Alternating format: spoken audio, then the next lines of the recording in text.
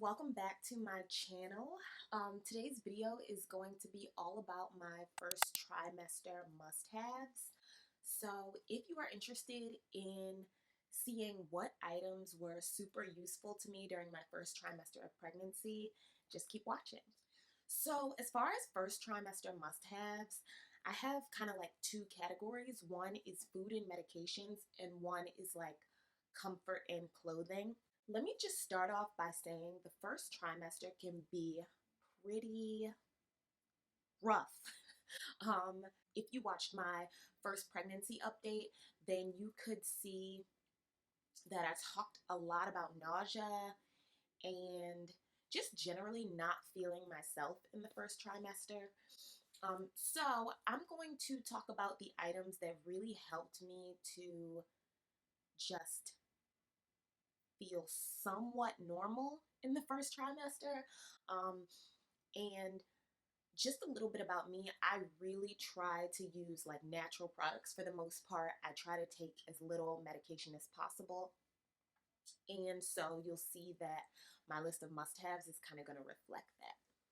So my first trimester must-have that I'm sure a lot of you already know is prenatal vitamins. Now, I took the gummy prenatal vitamins. I believe they're from Vitafusion. And the reason I chose gummy vitamins is because being nauseous all the time, I already have like a whole host of medications that I take for my autoimmune disease. And I didn't want to add another pill to the medications that I'm already taking, just because literally every time I would take a pill, like my gag reflex was like, this is not right. So I wanted to take a gummy, even though the taste wasn't like amazing. At least I wasn't having to take another pill when I'm already nauseous, and pills can kind of make your stomach upset. My doctor also suggested to take a prenatal vitamin that does not have iron in it. I don't need additional iron, and iron also can upset your stomach. So I was on a prenatal vitamin that did not have iron but had folate, and was a gummy vitamin that was like easier to take with the nausea. My next two must-haves really work together. So one of them is ginger ale and the other is dry crackers or pretzels. So being nauseous all the time, something that really helped me was having a small ginger ale and having something light to snack on so that I never had an empty stomach. I'm sure you've seen a lot of other people talk about ginger ale and crackers. Just like when you have a stomach ache, you drink ginger ale and eat crackers. The same thing works for pregnancy nausea. I found that having some ginger ale and crackers by the bed was great, especially for the early morning nausea and the night nausea. Overall, I found that if I kept something on my stomach throughout the day and didn't go too long without eating, and I kind of did what is called like grazing, which is like snacking throughout the day, then I could somewhat control the nausea a little bit better. Not a lot, but a little bit. So ginger ale and crackers really helped with that. The next item I discovered maybe halfway through my first trimester, and that is peppermints or minty gum. I discovered that if I chew minty gum throughout the day, it would really help to just keep my stomach a little bit calmer. I also carried peppermints with me and kept them by my bed, but I found that the gum was probably the best solution for just like upset stomach throughout the day. I am not a huge eater, so it was really hard for me to just constantly be like snacking and eating. So the gum really helped so that I didn't have to constantly be snacking. I could kind of be like chewing gum in between meals and snacks. Now you want to make sure that you get the peppermint because peppermint is known to soothe like an upset stomach. The next thing on my list is applesauce. I would keep cups of applesauce next to the bed or in my workspace because it is literally such a great quick snack in between meals, and something that is not carbs constantly.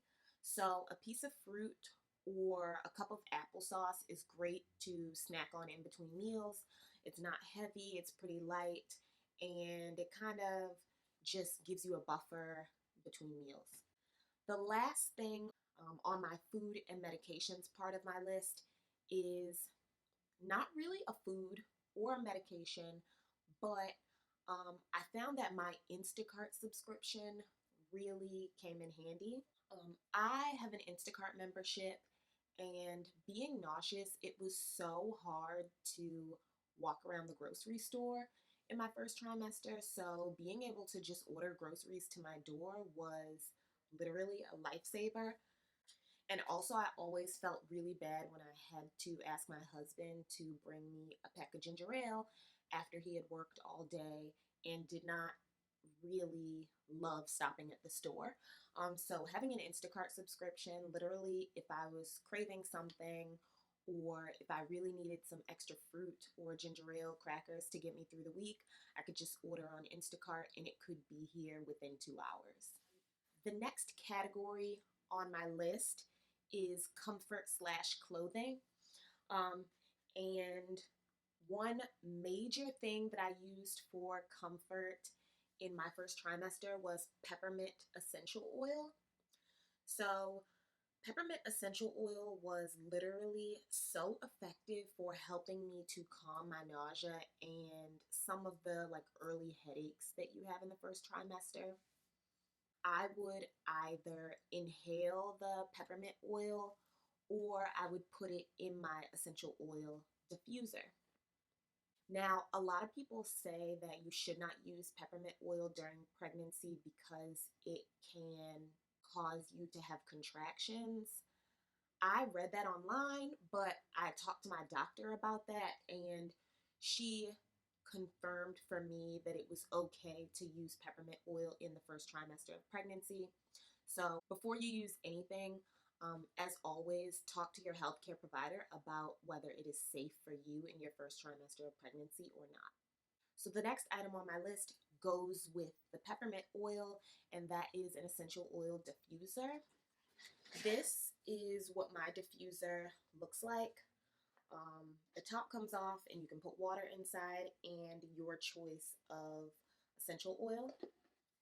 An essential oil diffuser just turns the oil and water mixture into like a vapor that kind of just diffuses into the air. And I would literally fill up my diffuser with water and peppermint oil, and I would sit on the couch with it directly in front of me and just inhale the aroma. And that would really, really help with controlling some of the really, really severe nausea that I was having. So I would 100% recommend an essential oil diffuser. It is something that I had before I was pregnant, and once I became pregnant, it definitely came in handy. I will also link down below the diffuser that I have. It was like $20 from Amazon, and it also lights up in different colors, and it can be really soothing at night as well. The next thing on my list of first trimester must-haves is something that I picked up toward the end of the first trimester, so maybe around like week 11 or 12. I ordered a Snuggle pregnancy pillow. Toward the end of the first trimester, the bloat and the way that your belly is starting to grow and to feel different can cause a little bit of discomfort. And for me, it was causing me to just have a really hard time getting comfortable in bed at bedtime. When you are nauseous and you are bloated and you are feeling uncomfortable, something like a pregnancy pillow can really bring the comfort back to bedtime and can also make you help you like to look forward to bedtime. So basically, it kind of wraps around your whole body, and there's a piece that you can put in between your legs and a piece that you can sleep on put your head on, and I don't know what it is about the pregnancy pillow that just helps you to get better quality sleep. Um, all of the body changes and adjustments can cause a little bit of tossing and turning at night, and for me, a little bit of insomnia and just trying so hard to get comfortable. And for me, the pregnancy pillow really, really helped me to start getting quality sleep again toward the end of the first trimester. I also was getting up to use the restroom every 2 to 3 hours, and then I would get back in bed and I would have a hard time getting comfortable. Once I got the pregnancy pillow, it was so much easier to just go to the restroom, come back, get back in bed, and go straight back to sleep. I would like 100% recommend.